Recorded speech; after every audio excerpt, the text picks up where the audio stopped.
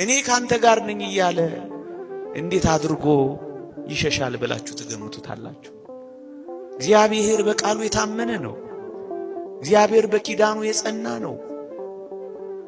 ይህንን የእግዚአብሔር ቃል እንመነው እንጂ ምን የሚለውን አይረሳንም የሚለው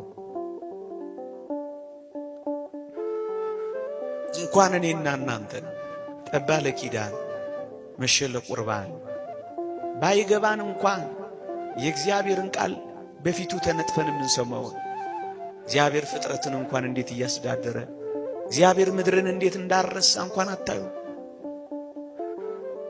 እንዴት ይረሳናል? እንዴት ይተወናል? ለዚህ ነው አረሳሽም ከቶም ቢሆን አልጥልሽም በእጄ መዳፍ ቀርጬሻለሁና የሚለው። ጭንካር የተበሳበትን እንዴት ይረሳል? ዋጋ የከፈለበትን እንዴት ችላ ይላል? ይህ ምንኛ የሚያጽናና ቃል ነው። ኦርቶዶክሳውያን ከዚህ ጋር አብሮ ነው የሚሄደው። እኔ ካንተ ጋር እሄዳለሁ አሳርፍህም አለው እኮ የሚለው ለዚህ ነው ወገኖቼ።